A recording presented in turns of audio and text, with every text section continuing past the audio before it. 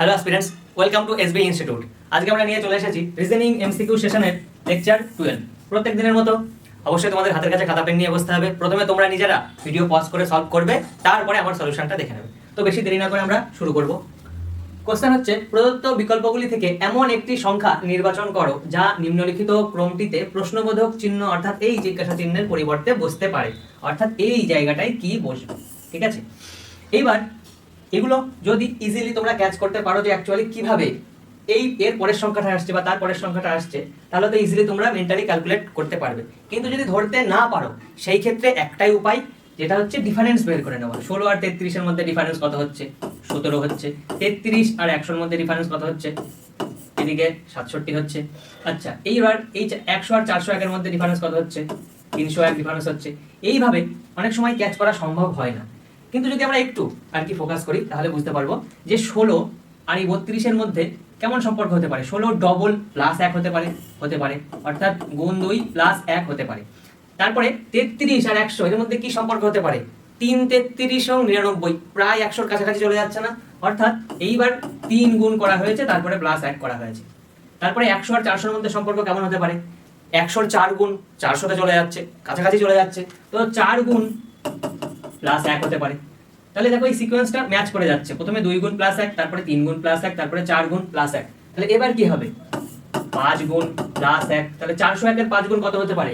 4 5 20 মানে 2000, আর ওদিকে 1 এর সাথে 5 গুণ করলে 5, 2005 প্লাস 1, তাহলে হবে আলটিমেটলি 2006। এই জায়গাটাতে বসবে। আচ্ছা, তো আমাদের উত্তর হয়ে যাচ্ছে ডি। নেক্সট কোশ্চেন, প্রদত্ত ক্রমটি সম্পূর্ণ করতে প্রশ্নবোধক চিহ্ন এর জায়গায় কোন অক্ষরগুচ্ছ বসবে? এগুলো দেখে একটু কঠিন লাগতে পারে, তার কারণ এগুলো নিউমেরিক কোডিং কিন্তু ঠোঁটস্থ থাকা চাই, তাহলেই মানে বিষয়টা একটু সহজ হয়ে যাবে। না হলে এগুলো বোঝা একটু মুশকিল। যেমন এস 19, ডব্লিউ 23, বি 2, এম 13, তাহলে কি এগুলো প্রত্যেকটার উপর এরকম লিখে নিতে হবে? এই লিখতেও তো অনেক সময় চলে যাবে, এই জন্যই ঠোঁটস্থ থাকা জরুরি। এবার যদি ঠোঁটস্থ থাকে তাহলে আমরা ইজিলি একটু দেখলেই আর কি বুঝতে পারবো যে এখানে আসছে সি এর কোড 3, জি 7, তাহলে সি এর কোড যদি 3 হয়, জি এর কোড যদি 7 হয়, কত যোগ হয়েছে? 4 যোগ হয়েছে। এই ক্ষেত্রেও আমরা যদি দেখি যে ও 15, এস 19, 15 এর সাথে 4 যোগ করে 19 হয়েছে, তাহলে সেম সিকোয়েন্সই কিন্তু ফলো হচ্ছে। তাহলে সেই অনুযায়ী সি 3, জি 7, তারপরে জি 7 মানে সাথে সাথে 4 যোগ করলে কত হবে? 11, 11 এর কোড কত? কে হচ্ছে। তাহলে এইভাবে যদি আমরা সেকেন্ডটা এবার ধরি, জি এর পরে, জি এর মান হচ্ছে 7, 7 এর পরে আসছে 11, তার মানে 7 আর 4 11, তাহলে 11 আর 4 কত হবে? 15, 15 এর কোড ও। এবার এল 12, তারপরে আসছে পি 12 আর 4 16, এটাতেও 4 যোগ হচ্ছে, তাহলে 16 আর 4 কত? 20, অর্থাৎ টি 20। তারপরে ডব্লিউ 23 এর সাথে 4 যোগ করলে কত হয়? এ হয়। কিভাবে হয়? আমাদের যে ইংরেজি অ্যালফাবেটের যে আর কি লিস্ট রয়েছে, সেই লিস্টে যদি আমরা শেষের দিকটাতে হিসাব করি, যেমন এক্স এটা 24, ওয়াই 25, জেড 26, এরপরে যদি আমরা এ বি সি ডি লিখতে শুরু করি, সেই ক্ষেত্রে কিন্তু এ এর কোড হচ্ছে 27, বি 28, সি 29, ডি 30। তো এইখানে এই যে ডব্লিউ আছে 23, এটা হচ্ছে ডব্লিউ 23, এর সাথে 4 যোগ করলে তো 27 হবে, তাই না? অর্থাৎ এ। এবার এর সাথে আবার 4 যোগ করলে কত হবে? এর সাথে 4 যোগ করলে হবে 5, অর্থাৎ ই। তাহলে এখানে হচ্ছে শেষ অ্যালফাবেট আমরা পাচ্ছি ই। বোঝা গেল? তো উত্তর আমাদের হয়ে যাচ্ছে ডি, কে ও টি। বোঝা গেল বিষয়টা? নিউমেরিক কোডিং ঠোঁটস্থ রাখতে হবেই। ঠিক আছে। নেক্সট, অখিল হলো শীতলের ভাই, শীতল হলো রোহানের মা, মহেশ হলো রোহানের ভাই। মহেশ অখিলের সাথে কিভাবে সম্পর্কিত? আমরা ফ্যামিলি ট্রি বানিয়ে নেবো যেভাবে আমরা বানাই। অখিল হলো শীতলের ভাই, অখিল হচ্ছে ভাই, ভাই অর্থাৎ ছেলে, ছেলেকে আমরা বক্সের মধ্যে রাখবো। শীতলের ভাই, শীতল হচ্ছে মেয়ে, ফিমেলের ক্ষেত্রে আমরা সার্কেল ইউজ করি। ঠিক আছে, শীতল। আচ্ছা, এরপরে আসছে শীতল হলো রোহানের মা, অর্থাৎ শীতল রোহানের মা। তাহলে রোহানকে নিচেই রাখতে হবে, যেহেতু ফ্যামিলিটিতে ছেলে মেয়েরা নিচের দিকে ফ্যামিলিটিতে রাখা হয় ছেলে মেয়েকে। তো রোহানের মা হচ্ছে শীতল, তাহলে রোহানকে আমরা নিচেই রাখবো, আর রোহান ছেলে। এবার বলা হচ্ছে যে মহেশ হলো রোহানের ভাই, তাহলে এই রোহানের ভাই আছে কে? মহেশ, মহেশও ছেলে, মহেশ। এবার বলা হচ্ছে যে মহেশ অখিলের সাথে কিভাবে সম্পর্কিত, অর্থাৎ মহেশ কিভাবে সম্পর্কিত অখিলের সাথে, তার মানে মহেশ কে হয় অখিলের? মহেশ কে হয়? অখিলের দিদি বা বোনের ছেলে কি হবে? ভাগ্নে হবে। আর উত্তর আমাদের হয়ে যাচ্ছে ভাগ্নে, নেফিউ। মহেশ হচ্ছে অখিলের ভাগ্নে। বোঝা গেল? নেক্সট, কিংডম শব্দটির প্রতিটি অক্ষর বর্ণানুক্রমিক ভাবে, অর্থাৎ ইংলিশ অ্যালফাবেটিক্যাল অর্ডার অনুযায়ী যদি সাজাই সেই ক্ষেত্রে বলেছে এইভাবে গঠিত নতুন অক্ষরগুচ্ছের বাম দিক থেকে চতুর্থ এবং একেবারে ডান দিকের অক্ষরের মধ্যে ইংরেজি বর্ণানুক্রমে কয়টি অক্ষর আছে। প্রথমে তাহলে আমাদের সাজিয়ে নিতে হবে। এইবার আগেই বলেছি যে নিউমেরিক কোডিং মুখস্থ থাকা জরুরি, তাহলে ফটাফট আমরা লিখে নিতে পারবো M13 O15 D4 G7 N14 I9 K11। এবার আগে বলেছি আমি যে 100% অ্যাকুরেসির সাথে এটা এইভাবে করা যায়। সবার প্রথমে যেটা ছোট সংখ্যা সেটা আমরা তুলে নেব, D ছোট, সবার D কেটে দিলাম। তারপরে আসছে এদিকে 7 ছোট অর্থাৎ G কেটে দিলাম। এবার 9 I, তারপরে এখানে আমরা পাচ্ছি 11 অর্থাৎ K, তারপরে এদিকে আসছে 13 অর্থাৎ M, তারপরে 14 অর্থাৎ N, তারপরে আসছে O 15। আচ্ছা, এইবার জিজ্ঞেস করেছে যে বাম দিক থেকে চতুর্থ 1 নম্বর 2 নম্বর 3 নম্বর 4 নম্বরে আছে K, আর একেবারে ডান দিকের অর্থাৎ O। এবার এই O আর এই K এর মাঝখানে কতগুলি ইংরেজি অক্ষর আছে, মানে অ্যালফাবেট আছে। K এর পরে কি আছে? K L M N, তারপরে চলে আসছে O অর্থাৎ K এর পরে আসছে L, তারপরে M, তারপরে N, তারপরে O আসছে, অর্থাৎ মাঝখানে তিনটে অ্যালফাবেট থাকছে অর্থাৎ 3 আমাদের অ্যানসার হয়ে যাচ্ছে। এইগুলো এইভাবে সলভ করতে হয়, বুঝা গেল? নেক্সট, সেই বিকল্পটি নির্বাচন করো যা তৃতীয় শব্দটির সাথে ঠিক সেভাবেই সম্পর্কিত যেভাবে দ্বিতীয় শব্দটি প্রথম শব্দটির সাথে সম্পর্কিত। অর্থাৎ বলেছে যা তৃতীয় শব্দটির সাথে ঠিক সেভাবেই সম্পর্কিত যেভাবে দ্বিতীয় শব্দটি প্রথম শব্দটির সাথে সম্পর্কিত। অর্থাৎ এই যে দ্বিতীয় শব্দটি প্রথম শব্দটির সাথে যেভাবে সম্পর্কিত ঠিক সেইভাবে এই আর্থকুয়েকের পরে এখানে কি বসবে, মানে চতুর্থ শব্দটি আর্থকুয়েকের সাথে সম্পর্কিত হতে হবে। তো উত্তরটা কি হবে?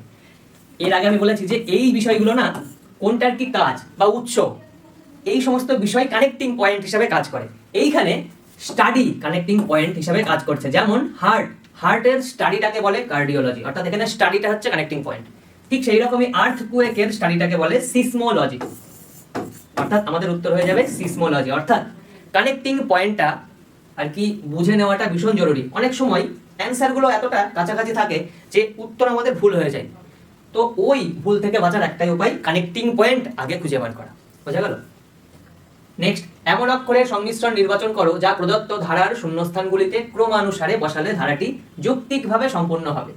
এই কোশ্চেনগুলো স্টুডেন্টের কাছে একটু ডেঞ্জারাস লাগতে পারে, তার কারণ এগুলোতে প্রথমে ভাগ করতে হয়, না প্রথমে আর কি গুনতে হবে যে টোটাল কতগুলো আছে, গুনতে লেগে যাবে 15-20 সেকেন্ড বা 30 সেকেন্ড। তারপরে আবার ভাগ করতে হবে কত দিয়ে, যদি 20 হয় টোটাল অ্যালফাবেটের সংখ্যা তাহলে 4 দিয়ে ভাগ করতে হবে কিংবা 5 দিয়ে ভাগ করে দেখতে হবে, 2-3 মিনিট চলে গেল। বেটার মেথড আছে। বেটার মেথড হচ্ছে আমরা আর কি আইডেন্টিফাই করার চেষ্টা করব যে এই সিকোয়েন্স শুরু হচ্ছে কোন জায়গায়। মানে এখানে তো 3-4টে ভাগ থাকতে পারে যেগুলোকে আমি এক কথায় ট্রেনের কম্পার্টমেন্টের সাথে তুলনা করি, যে কম্পার্টমেন্টের শুরু কোথা থেকে হচ্ছে, শুরু হচ্ছে বি আর দিয়ে। এবার আমরা খুঁজবো যে এই বি আর কোন জায়গায় পাচ্ছি। এই বি আর এইখানে রয়েছে, তার মানে একটা কম্পার্টমেন্টের শুরু যদি বি আর দিয়ে হয় তার মানে এইখানে একটা কম্পার্টমেন্টের শুরু হতে পারে, রাইট? তারপরে আমরা এবার নোটিস করার চেষ্টা করবো যে কম্পার্টমেন্টের শেষ হচ্ছে তাহলে কি দিয়ে, এলপি দিয়ে শেষ হচ্ছে, তার মানে এইখানে এলপি রয়েছে, এইখানে একটা কম্পার্টমেন্টের শেষ হতে পারে। এলপি এইখানে রয়েছে, এইখানে কম্পার্টমেন্টের শেষ হবে। এইবার হয়ে গেল সহজ, অর্থাৎ আমরা কম্পার্টমেন্ট পেয়ে গিয়েছি। এইবার আমরা সলভ করে ফেলবো ইজিলি। কেমন হবে? এখানে আছে বি আর ইউ, তার মানে এইখানে বি হবে, বি আর ইউ হয়ে গেল, B R U, B R U. শেষে আছে টিএলপি, টিএলপি, টিএলপি, টিএলপি। এবার আমরা উত্তর পেয়ে যাবো। আচ্ছা, এখানে বি আর ইউ এর পরে আই আছে, অর্থাৎ এখানে আই হবে। এবার আমরা উত্তর লিখে নেব। অনেক সময় জাস্ট চোখের ইশারাতেই উত্তর হয়ে যায়, মানে দেখেই বলে দিতে পারবো কোন অপশনটা হবে। আমরা তো লিখে নেবো আই বি টি, এটা ইউ, তারপরে আর, তারপরে এল, তারপরে পি। কোন অপশন আছে দেখবো? I B T U R L P, I B T U R L P এই অপশনে রয়েছে। I B T U R এখানে নেই, I B T U P রয়েছে, আই বি টি ইউ নেই এখানে, অর্থাৎ আমাদের এই অপশনটাই রাইট হয়ে যাচ্ছে। এইগুলো আমরা ইজিলি এইভাবে কোনো রকম যোগ ভাগ না করে সলভ করতে পারি, ভীষণ ইজি। জাস্ট একটু চোখটাকে অপটিমাইজ করতে হবে সেইভাবে, বুঝা গেল? নেক্সট, চ্যাম্পিয়ন শব্দটির প্রতিটি অক্ষরকে বাম থেকে ডানে বর্ণানুক্রমিকভাবে সাজালে কয়টি অক্ষরের অবস্থান অপরিবর্তিত থাকবে? আমি বলেছি এগুলো প্রথমে তো জাস্ট এমনি চোখের ইশারায় আমরা সাজাতে পারি। চোখের ইশারায় আমরা এইভাবে সাজাতে পারি যে সবার প্রথমে এখানে এ আসছে, তারপরে সি আসছে, তারপরে আই আসছে, তারপরে এইচ আসছে, তারপরে আই আসছে, কিন্তু ভুল হয়ে যাওয়ার সম্ভাবনা থেকে যায়। তার কারণ আইডেন্টিফাই করতে একটু অসুবিধা হয় যে এইচ আগে আসবে নাকি আই আসবে। এর বেস্ট আর কি সলিউশন বা বেস্ট পথ এটা হচ্ছে উপরে নিউমেরিক কোডিং লিখে নাও, যেটা টোটস্থ থাকা উচিত। N14 O15 I9 P16 M13 A1 H8 C3। এইবার সবার চেয়ে ছোট কোনটা? সবার চেয়ে ছোট 1 রয়েছে, এ লিখে নেবো। আর এইটা যেহেতু মানে বলেছে যে কোন আর কি অ্যালফাবেটগুলোর স্থান অপরিবর্তিত থাকবে, সেই জন্য আমরা একদম নিচেই কিন্তু লিখবো, এ কেটে দিলাম। তারপরে 3 অর্থাৎ সি। এইবার ছোট কি আছে খুঁজবো, এখানে ছোট রয়েছে 8 অর্থাৎ এইচ। এইবার 9 রয়েছে অর্থাৎ আই। তারপরে রয়েছে এখানে 13 অর্থাৎ এম। তারপরে রয়েছে 14 অর্থাৎ এন। তারপরে রয়েছে 15 অর্থাৎ ও। তারপরে 16 পি। এইবার আমরা দেখবো যে কোন অক্ষরটির স্থান বা অ্যালফাবেটের স্থান অপরিবর্তিত রয়েছে। এটার স্থান অপরিবর্তিত না, এটার অপরিবর্তিত না, এটারও না, এটারও না, এটারও না, এটার না, ও। এই ও একমাত্র অ্যালফাবেট যেটার স্থান অপরিবর্তিত আছে, অর্থাৎ উত্তর আমাদের হয়ে যাচ্ছে একটি 1। বোঝা গেল? একদম 100% অ্যাকুরেসির সাথে সলভ হবে। আর পরীক্ষায় আমাদের একদম খুব তাড়াতাড়ি সলভ করার জন্য মেডেল তো দেবে না, খুব তাড়াতাড়ি সলভ করতে গেলে ভুল হয়ে যেতে পারে, আমাদের সঠিক উত্তর করার জন্য নাম্বার দেবে। তো খুব 5 সেকেন্ড 10 সেকেন্ডের ডিফারেন্স হবে, নিউমেরিক কোডিং ফটাফট লিখে নেবে। বোঝা গেল? আর তার জন্য তো নিউমেরিক কোডিং অবশ্যই ছোটস্থ থাকা প্রয়োজন। একদিন সকালে রিতা সূর্যের দিকে হাঁটতে শুরু করলো। কিছুক্ষণ হাঁটার পর সে বাম দিকে ঘুরলো এবং আরো কিছুক্ষণ হাঁটার পর সে বাম দিকে ঘুরলো। আরো কিছুক্ষণ হেঁটে সে আবার ডান দিকে ঘুরলো। ঠিক আছে, এবার বলছে এখন সে কোন দিকে মুখ করে আছে। ভীষণ ইন্টারেস্টিং এবং টুইস্ট আছে কোশ্চেনে। এই কোশ্চেন অনেকবার এসএসসিতে এসেছে। বলেছে সকালে রিতা সূর্যের দিকে হাঁটতে শুরু করলো। সকালবেলা সূর্য কোন দিকে ওঠে বা কোন দিকে দেখা যায়? অবশ্যই পূর্ব দিকে। আমরা উত্তর উপরের দিকটাকে নর্থ সাইড ধরে নিই, সেই অনুযায়ী পূর্ব দিক হচ্ছে এই দিকটা, ইস্ট সাইড। তো আমি ধরে নিলাম ইস্ট সাইডের দিকে হাঁটছে, ইস্ট সাইডের দিকে সূর্য উঠেছে। এখানে ড্রয়িং করছি তোমাদের বোঝানোর জন্য। ড্রয়িং না করেই কোনো রকম খাতা পেন টাচ না করে এই অ্যান্সার করা যায়। তো সূর্যের দিকে হাঁটছে রিতা। বলে কিছুক্ষণ হাঁটার পরে, প্রথমত সূর্যের দিকে হাঁটছিল মানে পূর্ব দিকে মুখ করে হাঁটছিল। কিছুক্ষণ হাঁটার পরে সে তার বাম দিকে ঘুরলো। বাম দিক মানে কি? এই দিক। তার বাম দিক কিন্তু এখন এই দিকটা, অর্থাৎ সে উত্তর দিকে নর্থের সাইডে ঘুরলো। এবং আরো কিছুক্ষণ হাঁটার পর সে বাম দিকে ঘুরলো, মানে আবার বাম দিকে ঘুরলো। এইবার বাম দিক কোন দিক হবে? এই দিক নাকি এই দিক? অবশ্যই এই দিক হবে বাম দিক। এইবার কোন দিকে হাঁটছে তাহলে? এটা যদি নর্থ হয় আর এটা যদি ইস্ট হয় তাহলে এটা হবে ওয়েস্ট সাইড, তাহলে ওয়েস্ট সাইডের দিকে হাঁটছে। এবার কি বলেছে? আরো কিছুক্ষণ হেঁটে সে আবার ডান দিকে ঘুরলো। ডান দিক মানে এইবার এই দিক হবে না এই দিক? অবশ্যই উপরের দিকটা আবার ডান দিক হবে, তার কারণ মুখটা রয়েছে এই দিকে আর ডান হাত এই দিকেই থাকবে, অর্থাৎ ডান দিকে আবার ঘুরলো, অর্থাৎ আবার উত্তর দিকে হাঁটছে। এবার কোশ্চেন করেছে এখন সে কোন দিকে মুখ করে আছে? এখন সে উত্তর দিকে মুখ করে আছে, নর্থের সাইডে আছে, অর্থাৎ উত্তর হয়ে যাচ্ছে সি। বোঝা গেল? আর এগুলো জাস্ট মেন্টালি ক্যালকুলেট করা যায়, জাস্ট ইমাজিন করতে হবে, ব্রেনটাকে সেইভাবে অপটিমাইজ করতে হবে। ঠিক আছে, এগুলো ইজিলি খাতা পেন ছাড়া করা যায়। নেক্সট 4টি শব্দ দেওয়া হয়েছে, যার মধ্যে 3টি কোনো না কোনোভাবে একই রকম এবং একটি ভিন্ন। বলেছে ভিন্ন শব্দটি নির্বাচন করো, মানে 4টে শব্দ দিয়েছে, এই 4টের মধ্যে যে কোনো একটা ডিফারেন্ট। এবার এই যে 4টের মধ্যে এই যে একটা ডিফারেন্ট, এই ডিফারেন্ট হওয়ার পিছনের কারণ হচ্ছে যে অন্য 3টে কোনো না কোনোভাবে কানেক্টেড বা সিমিলার, ওইটাই খুঁজে বার করতে হবে। এগুলো ক্লাসিফিকেশনের মধ্যে পড়ছে। তো উত্তর অ্যাকচুয়ালি আমাদের হবে উল্ফ। কেন?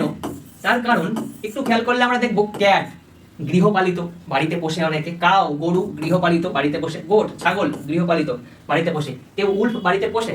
পোষে না। উল্ফ যদি বাড়িতে পোষে, এই গোট আর কাউ এরা অস্তিত্ব সংকটে পড়ে যাবে এরা। ঠিক আছে, এই জন্য আমাদের উত্তর হয়ে যাবে উল্ফ, গৃহপালিত নয় উল্ফ।